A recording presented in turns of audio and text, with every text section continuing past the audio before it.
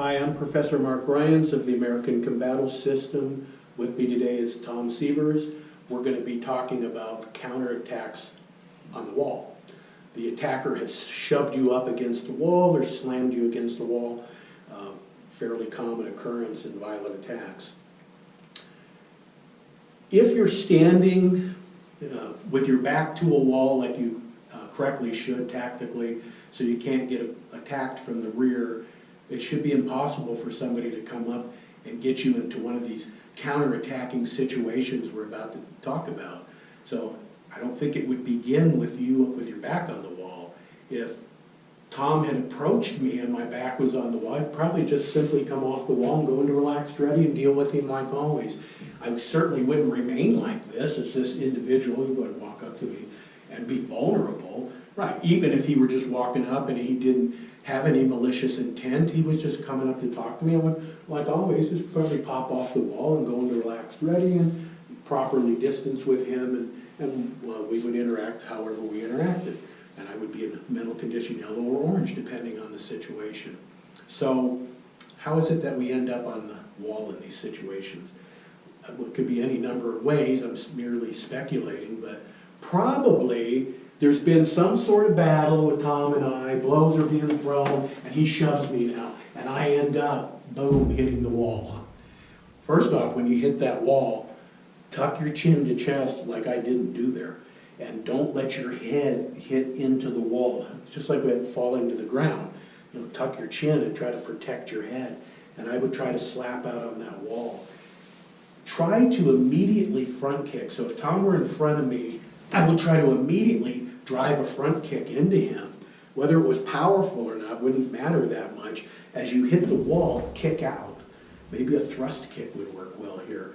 But I think just a quick snap kick up between his legs or whatever you can hit, and don't let him complete the action he's about to complete. After he's thrown you on the wall, punched you onto the wall, he's going to move in for his pinning action, whatever it is. And that's usually the case with wall attacks, is he's pinning you in some fashion, either picking you up the wall, pinning you onto the wall, choking you, slamming you up against the wall. So once he has got us, and we've gotten to this point where we are pinned up against the wall in these various holds, we're going to look at a few of them today, don't be in any hurry to come off this wall. Don't drive off. Let's say Tom had me in a choke from the front with both his hands. I wouldn't want to come off the wall on the attack because he's going to just slam me right back into it. So I'm just going to stay put here. Our counter is going to be simple here. One hand, either one of them, up between his arms with a tiger's claw and drive him off. And then at this point, front kick him in the testicles. If he didn't drive off and he was in really close, I'm going to tiger's claw and then knee attack into him. And if he were at the intermediate range, I would tiger's claw and snap my shin bone up between his legs. What a simple solution to a two-handed choke. I like the idea of breaking a chokehold initially or moving in a way that's going to assist that, but there's no way to do it here. There's no way to effectively break that unless you're a lot stronger than the attacker. And we shouldn't count on that. We should count on the attacker being stronger than us. So he's, again, grabbed from the front in the choke. He got here, one hand up, and I'm going to use his chest, but this would be his eyes. I'm going to drive him off with everything I had. Tom can tell you it's fairly effective on his chest, because if you think about it, when he's got me, I got all this leverage on the wall behind me. Now imagine I pushed into his throat. That'd work too. Well, how about let's just go for the very simple target of his eyes and drive him right off. And then once you drove him off, pursue him and finish it off. If he's finished there and you realize you can escape him, of course escape him. That's the goal. Let's look at a counter for a one-handed choke.